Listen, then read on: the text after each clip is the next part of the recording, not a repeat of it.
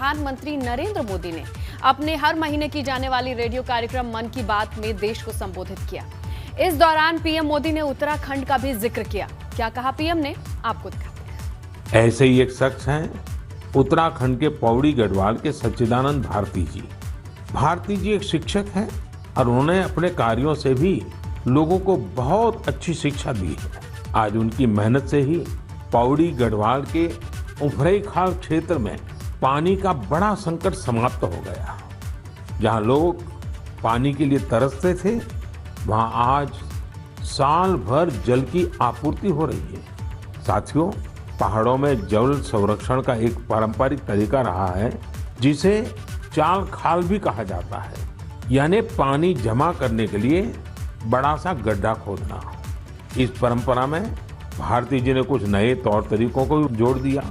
उन्होंने लगातार छोटे बड़े तालाब बनवाए। इससे न सिर्फ उफरैंखाल की पहाड़ी हरी भरी हुई, बल्कि लोगों की पेयजल की दिक्कत भी दूर हो गई। आप ये जानकर हैरान रह जाएंगे कि भारती जी ऐसी 30,000 से अधिक जल तलैया बनवा चुके हैं। 30,000। उनका ये भगीरथ कार्य आज भी जारी है और अनेक लोगों को प्रेरणा दे रहे हैं। मुझे नैनीताल से एक साथी भाई परितोष ने इस विषय पर एक पत्र भेजा है। उन्होंने लिखा है कि उन्हें गिलोय और दूसरी कई वनस्पतियों के इतने चमत्कारी मेडिकल गुणों के बारे में कोरोना आने के बाद ही पता चला। परितोष ने मुझे आग्रह भी किया है कि मैं मन की बात के सभी श्रोताओं से कहूं कि आप अपने आसपास की वनस्पतियों के बारे में जानिए और दूसरों को भी बताइए। वास्तव में ये तो हमारी सदियों पुरानी विरासत है जिसे हमें ही संजोना है। रामनगर में आज से भाजपा के चिंतन शिविर की शुरुआत होने जा रही है। 3 दिवसीय चिंतन शिविर के दौरान संगठन के नेताओं की, साथ ही सीएम तीरथ सिंह रावत और उनके कैबिनेट के तमाम मंत्रियों की मौजूदगी दर्ज होगी। ये चिंतन शिविर उत्तराखंड में 2022 में होने वाले चुनाव के लिए अहम माना जा रहा है। इस दौरान एक तरफ 2022 विधानसभा चुनाव पर मंथन होगा, तो वहीं दूसरी ओर पार्टी की आगामी रणनीति पर चर्चा होगी। कल शाम 4 बजे से ये बैठक शुरू होगी, 29 तारीख को 4 बजे समाप्त होगी। बैठकर सब विषयों पर चर्चा होगी और मुझे जैसा मैं कह सकता हूं कि भारतीय जनता पार्टी का कार्यकर्ता आज बूथ स्तर तक है। और आपने देखा होगा कोरोना के अंदर जब अन्य दलों के लोग घरों में बैठे हुए थे, भारतीय जनता पार्टी का कार्यकर्ता, चाहे मंत्री हो, चाहे विधायक हो, चाहे मुख्यमंत्री हो, मुख्यमंत्री हमारे पीपी किट बनकर गए। मैं खुद सारे कोविड सेंटरों के अंदर गया हूँ। खुद हमने जनता के बीच में जाकर जनता के दर्द को कम करने का प्रयास किया है।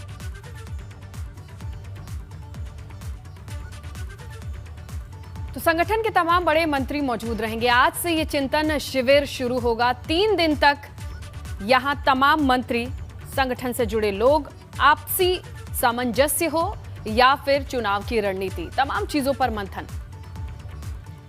ज्यादा जानकारी के लिए रुक करते हैं हमारे ब्यूरो चीफ अजित राठी का, और वो इस वक्त मौजूद हैं। अजित जी, बताइए कि किस तरीके की तैयारियां, कब से शुरू हो जाएगा ये शिविर? श्रीलता, देखिए ये शाम 5 बजे उद्घाटन सत्र शुरू होगा और चूंकि इस समय सह प्रभारी रेखा वर्मा जो सांसद भी हैं उत्तर प्रदेश से, वो यहाँ पर पहुँच चुकी हैं। और इसके बाद दुष्यंत कुमार गौतम और राष्ट्रीय महामंत्री संगठन BL संतोष वो समय से पहुँचने वाले हैं। उनके बताया जा रहा है कि वो हल्द्वानी पहुंच चुके हैं, तो वो थोड़ी देर में रामनगर पहुंच जाएंगे। उसके बाद फिर 5 बजे का एक समय मुकर्रर हुआ है कि उस समय इनका उद्घाटन सत्र शुरू होगा। और इस चिंतन शिविर में स्नेहलता एक खास बात यह है कि इसमें प्रदेश पदाधिकारियों को नहीं बुलाया गया है। प्रदेश अध्यक्ष होंगे और महामंत्री, जो 4 महामंत्री प्रदेश में होते हैं वो होंगे।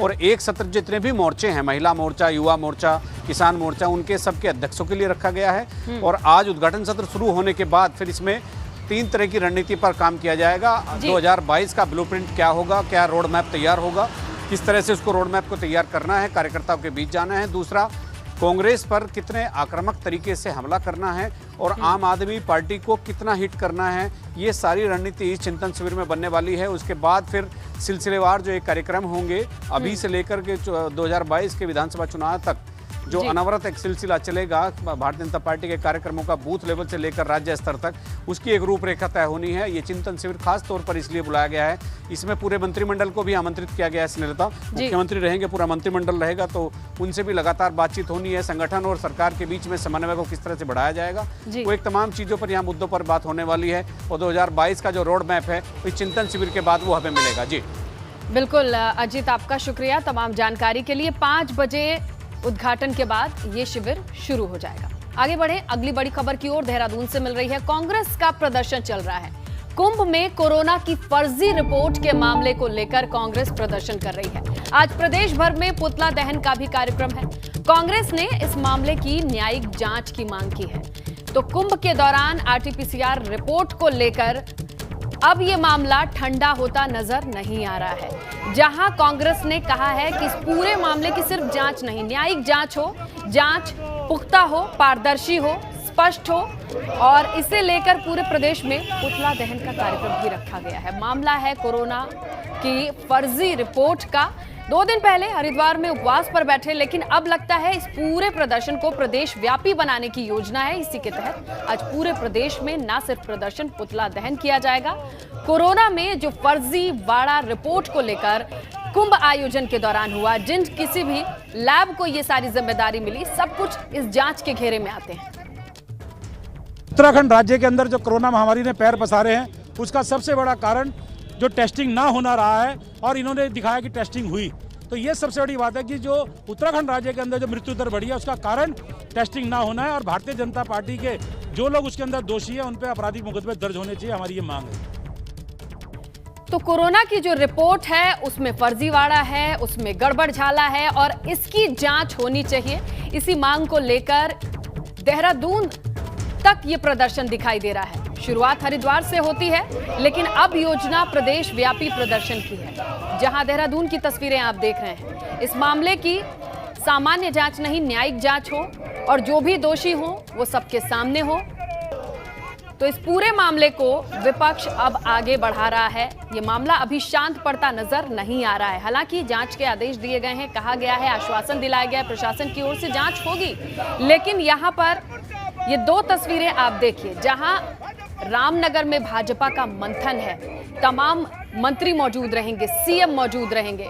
तो दूसरी तरफ देहरादून राजधानी की तस्वीरें आप देख रहे हैं, जहां पर विपक्ष हमलावर है। कोरोना की जांच में गड़बड़ी, कुंभ के आयोजन पर, इस मसले को विपक्ष छोड़ने वाला नहीं है। रुद्रप्रयाग में खाखरा खेड़ाखाल खिरसू मार्ग 2 हफ्ते से बंद है। मूसलाधार बारिश की वजह से खेड़ाखाल रोड पर मलबा आ गया, जिसे 2 हफ्ते बाद भी हटाया नहीं जा सका। ऐसे में राहगीरों को दिक्कतों का सामना करना पड़ रहा है। इसके अलावा जिले में अभी भी 8 संपर्क मोटर मार्ग बाधित हैं, जिस कारण ग्रामीणों को मीलों का सफर तय करना पड़ रहा है पैदल।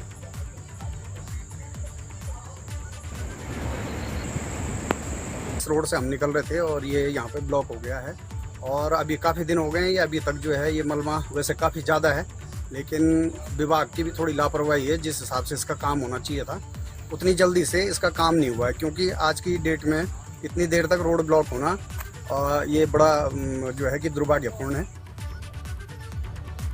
पौड़ी के सीईओ प्रेमलाल टमटा के आदेश की एक चिट्ठी सोशल मीडिया पर वायरल है, जिसमें लिखा है कि सेब के एक पेड़ को बंदर नुकसान पहुंचा रहे हैं। इसके लिए गार्ड को आदेश दिया जाए कि वो सेब के पेड़ की सुरक्षा पर ध्यान दें। ये पत्र सीईओ के नाम से जारी किया गया है, मगर इसमें डीआईजी नीरू गर्ग का नाम लिखा है। डीआईजी नीरू गर्ग ने इस मामले को गंभीरता से लिया है। लेटर वायरल होने के बाद अब इस पर जांच बिठाई गई है। साथ ही इस मामले में सीईओ से जवाब भी मांगा गया है।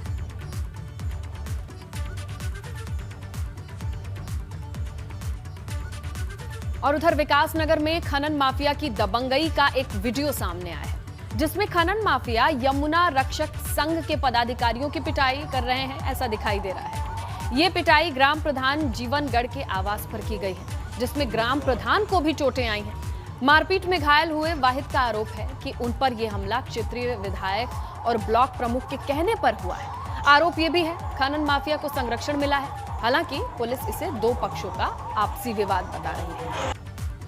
उत्तराखंड में नेता प्रतिपक्ष के नाम पर मंथन जारी है। इसी सिलसिले में सोमवार को दिल्ली में उत्तराखंड कांग्रेस के नेताओं की मीटिंग बुलाई गई है, जिसमें कांग्रेस प्रदेश प्रभारी देवेंद्र यादव और प्रदेश अध्यक्ष प्रीतम सिंह समेत पार्टी के बड़े पदाधिकारी मौजूद रहेंगे।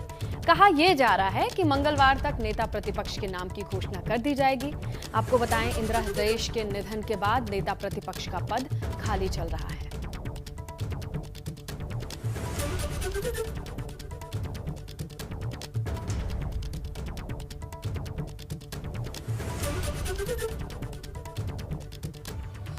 अब आपको बताते हैं कि नेता प्रतिपक्ष की रेस में कौन कौन से नाम शामिल हैं। करण माहरा अल्मोड़ा रानीखेत विधानसभा सीट से विधायक हैं। अभी विधानसभा में उप नेता प्रतिपक्ष की जिम्मेदारी संभाल रहे हैं। पिछले चुनाव में अजय भट्ट जैसे बड़े भाजपा नेता को हराया था। कांग्रेस के भीतर प्रदेश में इनकी आक्रामक नेताओं में गिनती होती है, तो करण माहरा के नाम को गिना जा रहा है। अगला नाम प्रीतम सिंह, चक्राता से विधायक, 2 बार कांग्रेस सरकार में मंत्री रह चुके हैं। इस समय कांग्रेस अध्यक्ष हैं। एक ही सत्र आयोजित होना है, हो सकता है कि प्रीतम सिंह को यह जिम्मेदारी दे दी जाए। गोविंद सिंह कुंजवाल अगला नाम, 5 साल विधानसभा अध्यक्ष रहे हैं। एनडी तिवारी सरकार में मंत्री रहे हैं। हरीश रावत के नजदीकी माने जाते हैं। इनके नाम पर भी पार्टी विचार कर सकती है। तो ये 3 नाम है नेता प्रतिपक्ष की रेस में। उत्तराखंड में आम आदमी पार्टी ने 2022 विधानसभा चुनाव को लेकर तैयारियां तेज कर दी हैं। 1 जुलाई को प्रदेश की सभी 70 विधानसभा में मिशन विजय की शंखनाद होनी है। पहले चरण में 16 विधानसभाओं के कार्यक्रम को रखा गया है, जिसमें प्रदेश प्रभारी दिनेश मोहनिया कार्यकर्ताओं के साथ मीटिंग करेंगे। इसके साथ ही पार्टी के आगामी कार्यक्रमों पर भी चर्चा होनी है। 1 जुलाई से शुरू होने वाले मिशन विजय शंखनाद में विधानसभा चुनाव के लिए टिकट पर भी मंथन किया जाएगा।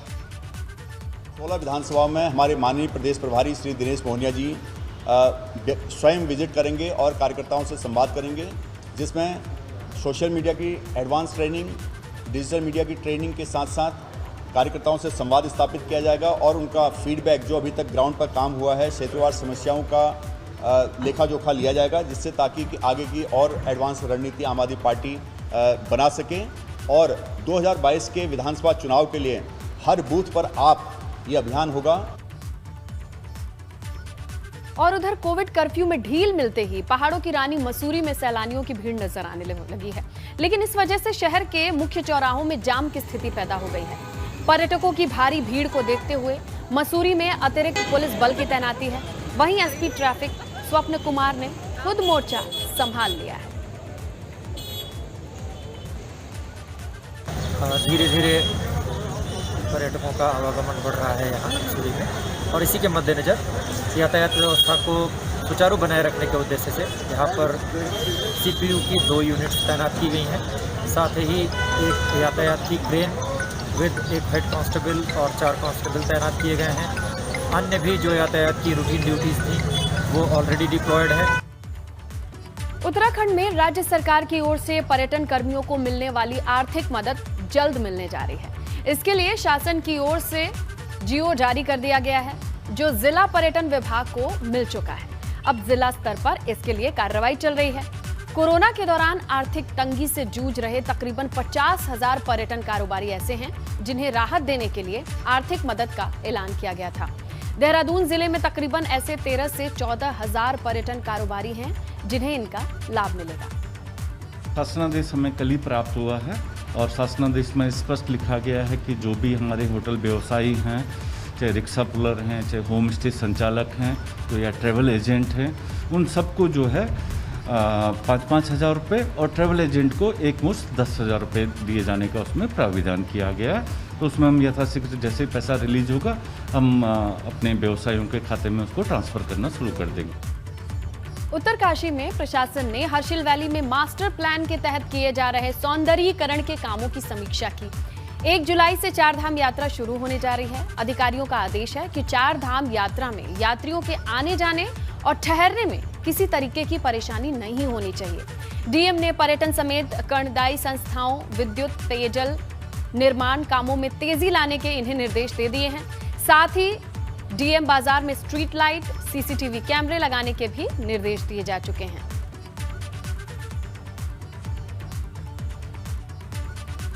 उत्तराखंड के पहाड़ी क्षेत्र में अब सामुदायिक रेडियो स्थापित करने पर जोर दिया जा रहा है। इसी कड़ी में पौड़ी में भी सामुदायिक रेडियो के लिए आवेदन मांगे गए हैं। सामुदायिक रेडियो के जरिए लोगों को स्थानीय भाषा में आपदा से जुड़ी जानकारी मिल पाएगी, जिससे लोगों को मौसम से जुड़ा अपडेट जानने में आसानी रहेगी। सूचनाएं का आदान प्रदान बहुत तेजी से हो सके, इसके लिए सामुदायिक रेडियो स्थापित करने के लिए शासन के निर्देश हैं और इसमें हमने सभी एसडीएम को पत्राचार किया है कि सभी अपने अपने क्षेत्रों में जो है अपना आवेदन प्राप्त करें और शीघ्र हमको भेजें ताकि ये स्टेशन स्थापित किया। देहरादून से बड़ी खबर मिल रही है। डीजीपी अशोक कुमार की Facebook ID, fake Facebook ID का ये मामला, जहां पर फेक फेसबुक आईडी बनाने वाला आरोपी अरेस्ट किया जा चुका है, गिरफ्तार हो चुका है। आरोपी इरशाद को एसटीएफ ने विशाखापट्टनम से अरेस्ट किया है। पुलिस इरशाद के साथ एक और आरोपी को भी देहरादून ले आई है। इस वक्त की बड़ी खबर, डीजीपी अशोक कुमार का फर्जी फेसबुक ये आईडी बनाने का पूरा मामला था, जिस पर अब एसटीएफ ने गिरफ्तारी की है विशाखापट्टनम से।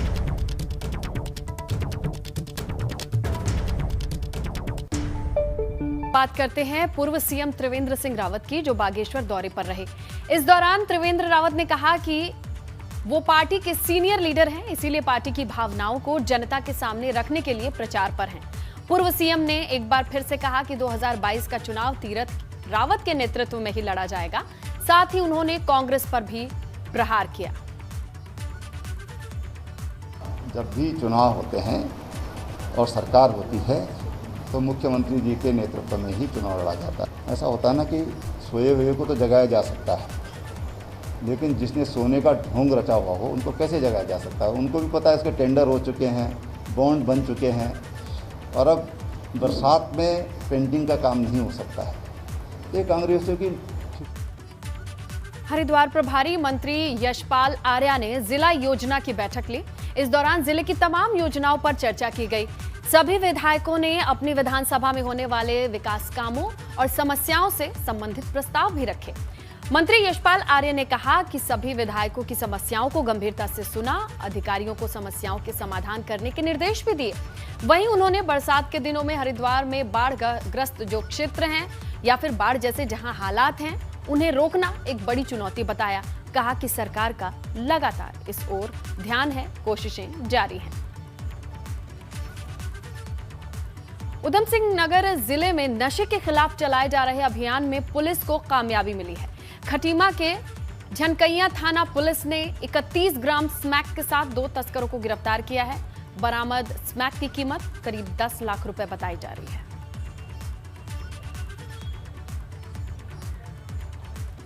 पौड़ी में राजकीय एएनएम ट्रेनिंग सेंटर के हॉस्पिटल में बंदरों का आतंक है। हॉस्टल की विंडो टूट चुकी है और इस वजह से बंदर हॉस्टल के अंदर आ जाते हैं, उत्पात मचाते हैं। इतना ही नहीं, छात्राओं की शिकायत है कि बारिश के मौसम में हॉस्टल की छत भी टपकती है। शिकायत करने पर भी इस ओर किसी का ध्यान नहीं जा रहा।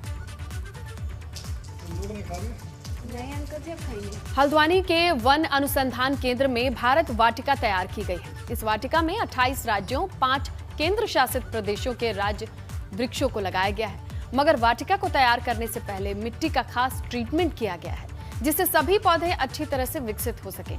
इसके लिए वाटिका के जरिए विलुप्त होने की कगार पर जो पेड़ पौधे हैं, उन्हें संरक्षित करना उद्देश्य है। अब बात ऐसी दिल को छू लेने वाली खबर। जोशीमठ के प्रथम वाहिनी आईटीबीपी की परेड ग्राउंड में हिमवीर चौको के नाम स्निफर डॉग को विदाई दी गई। इस दौरान आईटीबीपी के जवानों ने चौको को विदाई दी, फूल माला पहनाई और ये देखिए, आईटीबीपी के डॉग स्क्वाड का अहम सदस्य रही। नक्सली विरोधी अभियान में इसे शामिल किया गया। चौको एक मादा डॉग है जिसे 1 साल की उम्र में आईटीबीपी में शामिल किया गया था।